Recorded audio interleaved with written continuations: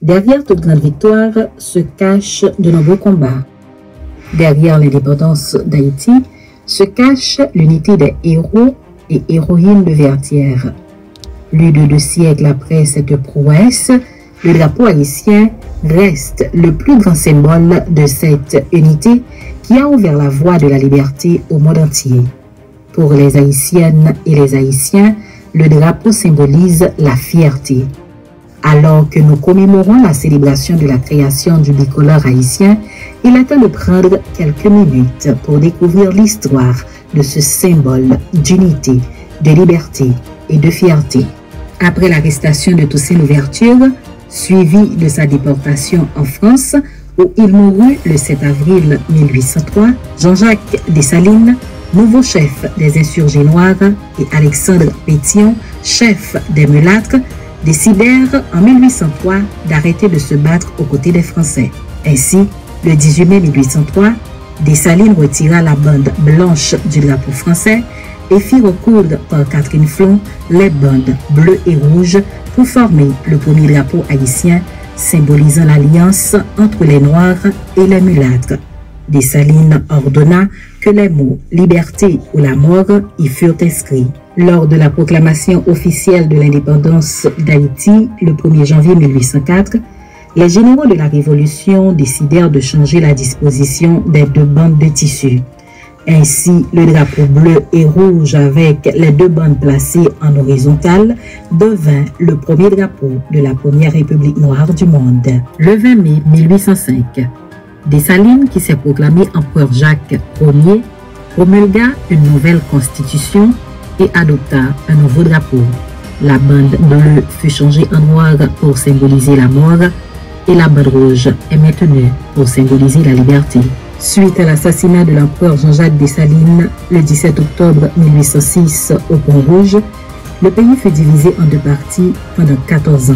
D'une part, le nord gouverné par Henri Christophe et d'autre part, le sud et l'ouest gouverné par Alexandre Pétion. Alors qu'Henri Christophe, proclamé roi, garda le drapeau noir et rouge tout en glissant la bande rouge sur le côté du mât avec au milieu un écusson avec un phénix surmonté de 5 étoiles d'or sur fond bleu.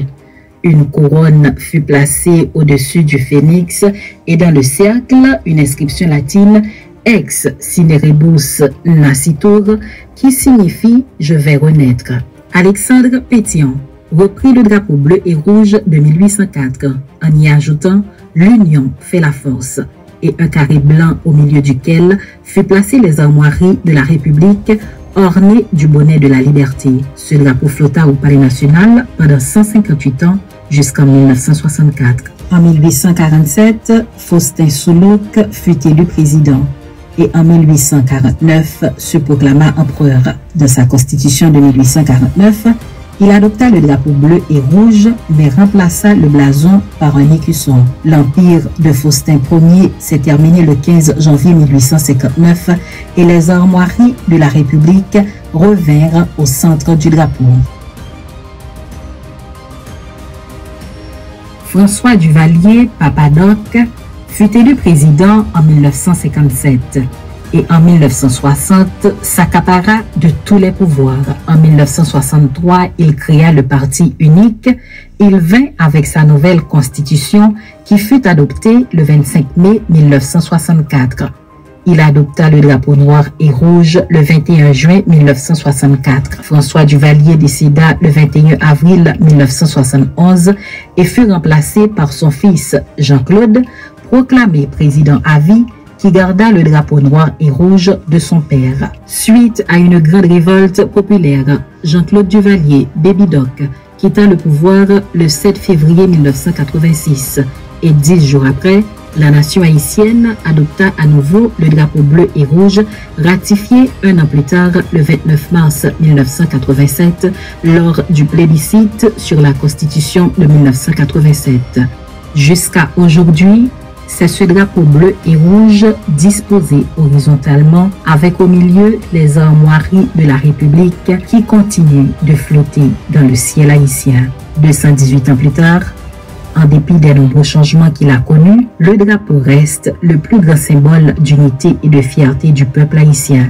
Le bleu et le rouge, qui rappellent l'union des Noirs et des mulâtres de la colonie de Saint-Domingue, a donné la première République noire du monde et a tracé le chemin de la liberté au monde entier. Que ce drapeau nous interpelle tous et toutes, haïtiens et haïtiennes de partout, à nous unir pour sortir Haïti de ces moments de déception. Nous sommes les pionniers de la liberté pour le monde. Nous sommes une nation forte parce que nous croyons que l'union fait la force.